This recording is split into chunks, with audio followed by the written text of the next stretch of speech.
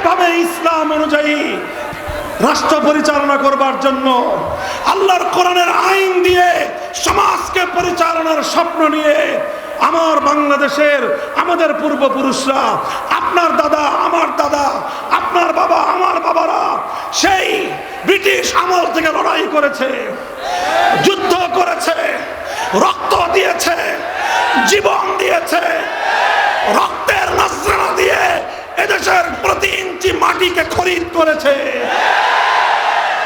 কেন করেছে? এই ভারতের গোলামি করার জন্য, ভারতের সেবাদাস হওয়ার জন্য। 1947 সালে বাড়ির কাছের দিল্লিকে আমরা লাথি মেরেছি, বাংলাদেশের চতুর্পার্শ্বের এই ভারতকে আমরা তালাক দিয়েছি, দিল্লিকে আমরা লাল কার্ড দেখিয়েছি। আমরা সেই 2000 মাইল দূরত্বের পশ্চিম পাকিস্তানিদের সঙ্গে গাঁটছড়া বেঁধেছি শুধু একটা কারণে, অন্য কোনো বিষয় ছিল না। ওদের সঙ্গে আমাদের আলগা কোনো পীড়িত ছিল না। একটা বিষয় ছিল আমাদের পূর্বপুরুষদের দীর্ঘদিনের কামনা, দীর্ঘদিনের অন্তরের তামান্না, হৃদয়ের তামান্না। এমন একটা মানচিত্র পাবো, এমন একটা ভূগোল পাবো, এমন একটা রাষ্ট্র পাবো যে রাষ্ট্রে আমরা না খেয়ে থাকলে না খেয়ে থাকবো, খেতে না পারলে 3 বেলার জায়গায় 1 বেলা খাবো, প্রয়োজন আমরা পেটে পাথর বাঁধবো, কিন্তু এমন একটা রাষ্ট্র চাই যে রাষ্ট্রের সংবিধান হবে আল কোরআন। এমন একটা সমাজ চাই যেই সমাজটা পরিচালিত হবে সোনার মদিনার মুহাম্মদ আরবির খিলাফতের আদর্শ অনুযায়ী। এই জন্যই আমরা 47 সালে ওদেরকে তালাক দিছি। এরপরে তার কোনোদিন তোমাদের সঙ্গে আমাদের সংসার করার কথা হয় নাই। কিন্তু 71-এর স্বাধীনতার পরে এই ভারতের প্রধানমন্ত্রী শ্রীমতী ইন্দিরা গান্ধী খুব চাতুর্যের সাথে শেখ মুজিবুর রহমান সাহেবকে বোকা বানাইছেন। অথবা তিনি বুঝে হোক না বুঝে হোক, আমি ভালো বললাম যে না বুঝে করেছেন, বোকামি করেছেন। আর যদি বলেন যে না আমাদের নেতা না বুঝে করেন না বুঝে করেছেন, তাহলে বলবো বুঝে শুনে দেশটা বিক্রি করেছেন। এখন আপনারাই সিদ্ধান্ত নেন, বুঝে করেছেন না না বুঝে করেছেন। না বুঝে করলে বোকা হয়েছেন, বুঝে করলে গাদ্দারি করেছেন। পরিষ্কার কথা, 1971 সালের মুক্তিযুদ্ধের আগে বাংলাদেশে কোনোদিন ধর্মনিরপেক্ষতার কথা বলা হয় নাই, বরং বলা হয়েছে সম্পূর্ণ এর বিপরীত কথা। 70-এর জাতীয় নির্বাচনের আগে এই শেখ মুজিবুর রহমান সাহেব, এই আওয়ামী লীগ, এই নৌকা মার্কা জাতীয় ইশতেহার, নির্বাচনী ইশতেহার দেয়, দেয় কি দেয় না? 70-এর আওয়ামী লীগের নির্বাচনী ম্যানিফেস্টোতে কি ছিল? চ্যালেঞ্জ করলাম। আমি 70-এ জন্মগ্রহণ করি নাই, ইতিহাস পড়েছি, ইতিহাস পাতায় আছে।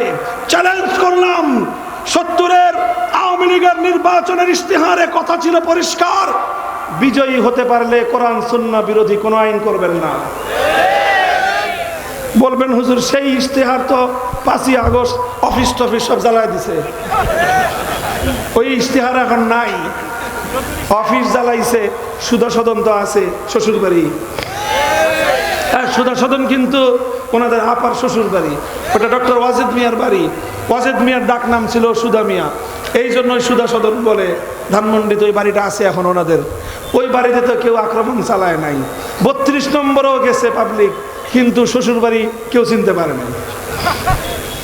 আছে তো ওখানে আপনাদের 70-এর নির্বাচনের ইশতেহারের কপি আছে না? যদি বলেন যে নাই, বাংলাদেশের স্বাধীনতার ইতিহাসের দলিল ঘরে ঘরে সংরক্ষিত আছে।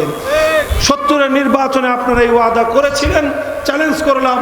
আমার এই কথা যদি ভুল প্রমাণিত হয়, লাখো মানুষের মজলিসে বলতেছি, আর কোনোদিন মাইকে মামুনুল হক কথা বলবে না। তোমরা নির্বাচনী ইশতেহার দিয়েছিলা, অঙ্গীকার করেছিল কোরআন সুন্নাহর বিরুদ্ধে কোনো আইন করবে না। এদেশের মানুষ তোমাদের নৌকা মার্কায় সিল মেরেছিল, বাক্স এমন ভাবে পড়ছে, নিরঙ্কুশ সংখ্যাগরিষ্ঠতা পেয়েছো। ওরা ক্ষমতা দেয় নাই, 9 মাসের মুক্তিযুদ্ধ করতে হয়েছে। 71-এর 16ই ডিসেম্বর দেশটা স্বাধীন হয়েছে। তারপরে এই 16ই ডিসেম্বর পর্যন্ত 9 মাস শেখ মুজিবুর রহমান সাহেব কই ছিলেন? না, পশ্চিম পাকিস্তানে ছিলেন। ওনারা বলেন যে উনি সেখানে গ্রেফতার ছিলেন, বন্দী ছিলেন। এবং অনেকে বলেন তিনি সেখানে আপ্যায়িত হয়েছেন। সেটা যাই হোক, বন্দীও ছিলেন, আপ্যায়নও করেছে তারা।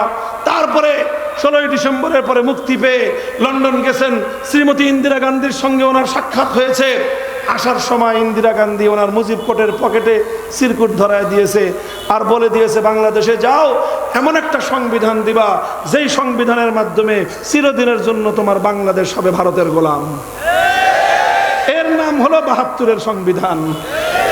এই 72-এর সংবিধানটা 71-এর চেতনাকে ধ্বংস করার সংবিধান। 72-এর সংবিধান বাংলাদেশকে ভারতের গোলাম বানানোর সংবিধান। 72-এর সংবিধান মুক্তিযুদ্ধের চেতনাকে গলা টিপে হত্যা করার সংবিধান। আর এই 50 বছর ধরে বাংলাদেশের মানুষকে 71 71 71 বলে বলে 72-এর ভেজাল চেতনা খাওয়ানো হয়েছে।